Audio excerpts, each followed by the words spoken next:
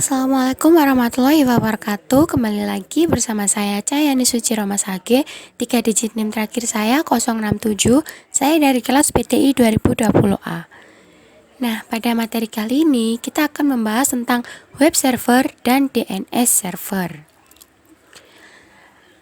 Web server. Pengertian dari web server adalah perangkat lunak yang berisi sebagai penerima permintaan yang dikirimkan melalui browser, kemudian memberikan tanggapan permintaan dalam bentuk halaman situs web atau lebih dikenal umumnya dalam dokumen HTML. Nah, web server ini dapat mempunyai dua pengertian yang berbeda, yaitu sebagai bagian dari perangkat keras atau hardware, kemudian sebagai bagian dari perangkat lunak atau software.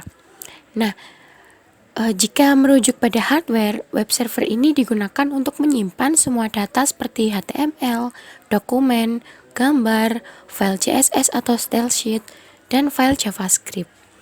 Nah, sedangkan pada sisi software, fungsi web server adalah sebagai pusat kontrol untuk memproses permintaan yang diterima dari browser. Nah, bagaimana cara kerja dari web server? Cara kerja dari web server adalah pada saat pengambilan halaman website, browser mengirimkan permintaan ke server yang kemudian diproses oleh web server. Nah, HTTP request dikirimkan ke web server. Sebelum memproses HTTP request, web server juga melakukan pengecekan terhadap keamanan pada web server. HTTP request diproses dengan bantuan HTTP server. Nah, HTTP server itu merupakan perangkat lunak yang bertugas menerjemahkan URL atau alamat situs web serta HTTP atau protokol yang digunakan browser untuk menampilkan halaman website. Kemudian web server mengirimkan HTTP response ke browser dan memprosesnya menjadi halaman situs web. Nah, selanjutnya ada pengertian dari DNS server dan juga fungsi dari DNS server. Yang pertama ada pengertian. DNS server adalah domain name server, yaitu sebuah sistem yang menghubungkan Uniform Source Locator atau URL dengan Internet Protocol Address atau IP address. Nah, fungsi dari DNS server sendiri yaitu yang pertama ada meminta informasi IP address sebuah website berdasarkan nama domain.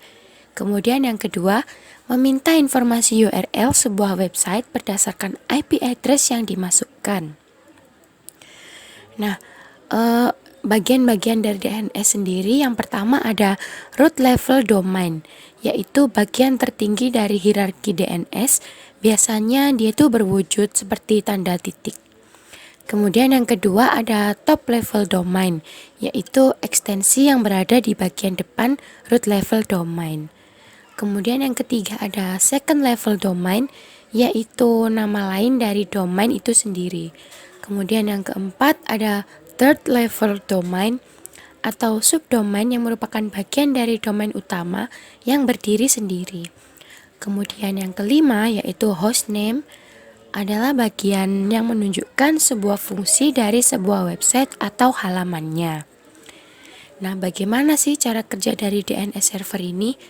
Nah, cara kerja dari DNS server yaitu dalam berbagai tahap.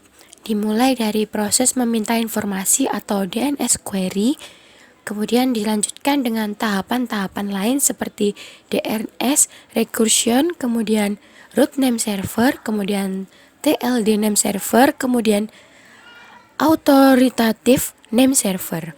Nah, selanjutnya saya akan menjelaskan soal cara kerja dari DNS. Semua diurutkan dari tahap per tahap. Yang pertama yaitu ada DNS query, dan tahap berikutnya yaitu ada recursive query. Kemudian yang ketiga ada iterative query, dan yang keempat ada non-recursive query. Yang kelima DNS recursive atau DNS recursive resolver, yaitu yang selanjutnya ada router name server, kemudian ada TLD name server, dan yang terakhir ada authoritative name server.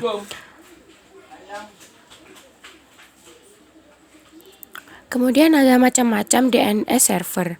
Yang pertama ada a record atau address record yang berfungsi sebagai penyimpanan informasi soal hostname, time to live TTL, dan IPv4 address. Kemudian ada EEE record atau yang berfungsi sebagai menyimpan informasi hostname dan menghubungkannya dengan IPv6 address. Kemudian ada MX record yang berfungsi untuk merekam server SMTP yang khususnya digunakan untuk saling berkirim email di suatu domain. Kemudian yang keempat ada CNAME record yang digunakan untuk mendirect domain atau subdomain ke sebuah IP address. Melewati fungsi satu ini, kalian nggak perlu memperbarui DNS record. Kemudian yang kelima ada NS record. NS record ini merujuk sebuah domain pada authoritative name server yang diinginkan. Record ini berguna jika subdomain Anda di hosting berbeda dengan domain. Kemudian masih ada banyak yang lain-lainnya. Untuk lebih memahami tentang web server dan DNS server, selanjutnya kita akan melakukan uji coba praktikum menggunakan Cisco Packet Tracer untuk web server dan DNS server.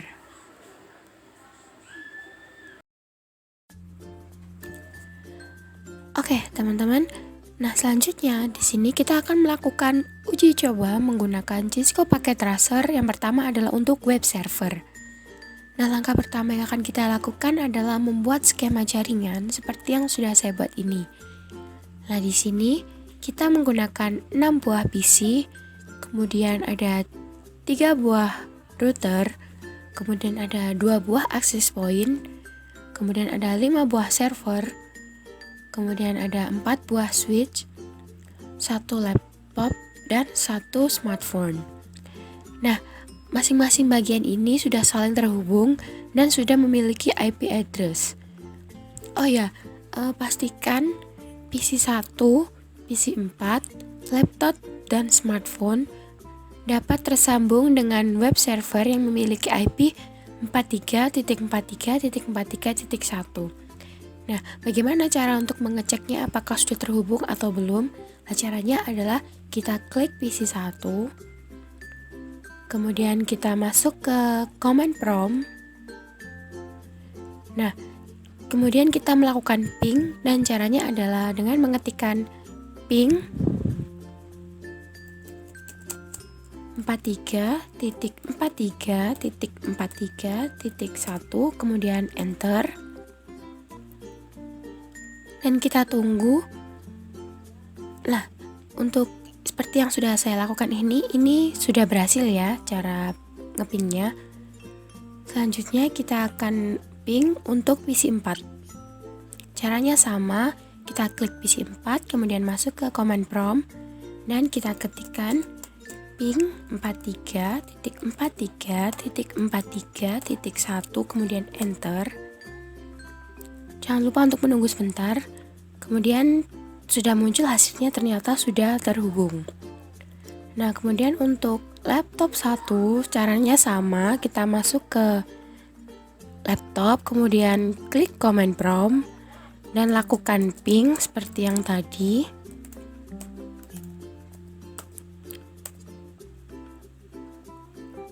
Nah, untuk laptop juga sudah terhubung. Selanjutnya kita ke smartphone. Caranya juga sama, masuk ke command prompt dan ketik ping 43.43.43.1. Dan untuk smartphone pun juga sudah terhubung ke IP 43.43.43.1. Nah, kemudian jika sudah melakukan pengecekan apakah sudah terhubung atau belum, langkah kedua yaitu kita harus menyalakan service HTTP di komputer web server. Kemudian kita melakukan edit file pada index.html. Nah, kemudian kita ganti kode HTML-nya dengan kode seperti ini ya. Nah, ini kita copy saja supaya lebih cepat. Kemudian kita paste ke sini. Jangan lupa untuk di save ya. Nah, untuk langkah ketiga yaitu buka browser pada PC 1 dan laptop dari tab desktop, lalu jalankan perintah http://43.43.43.1 dan enter. Nah, jika sudah seperti ini tampilannya, maka kita sudah berhasil melakukan uji coba untuk web server. Nah, untuk percobaan yang selanjutnya kita akan melakukan uji coba untuk DNS server.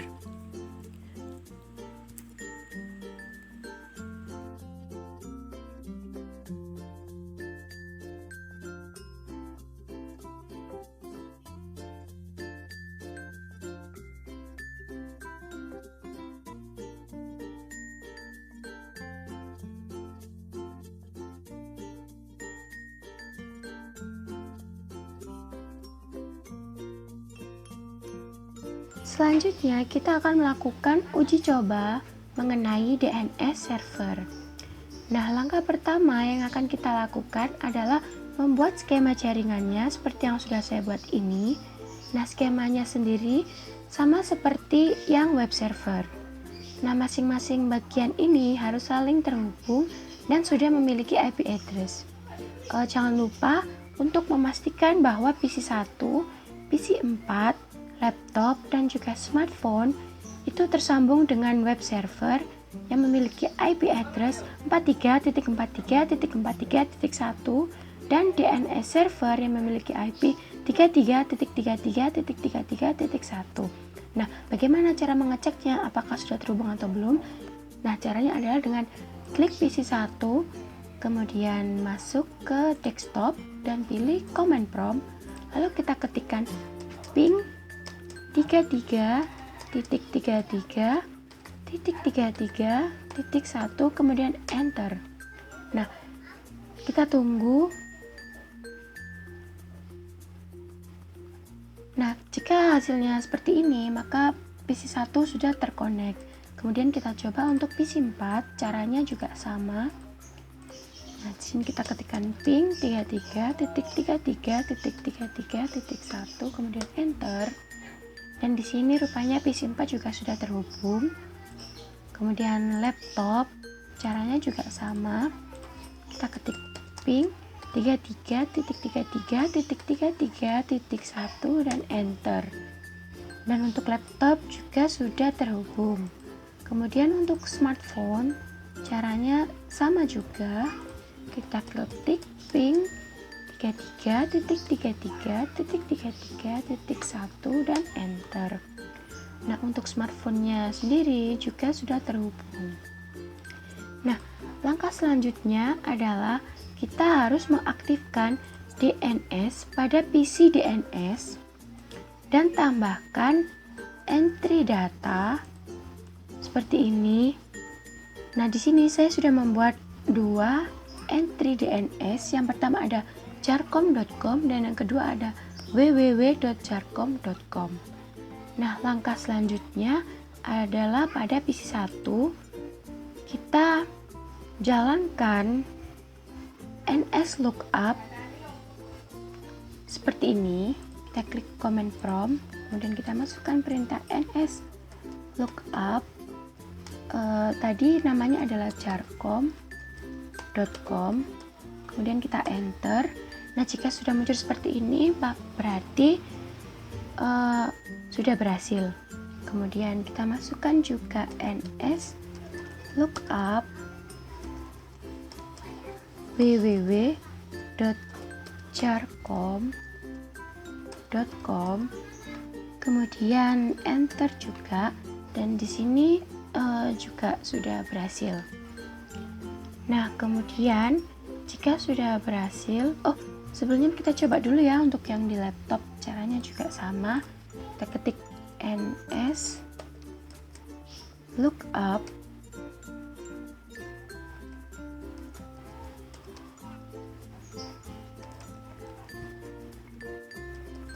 Kemudian kita ketikkan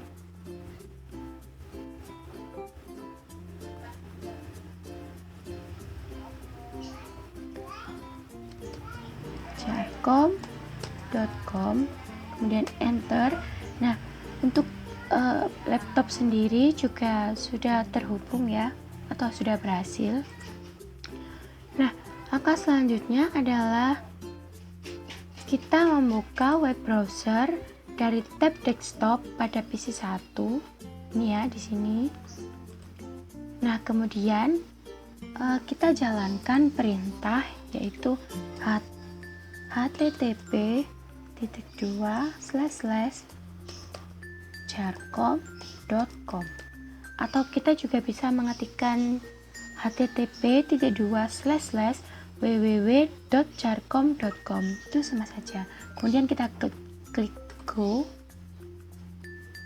Nah, jika hasilnya sudah muncul seperti ini, nah berarti percobaan yang kita lakukan sudah berhasil dilakukan.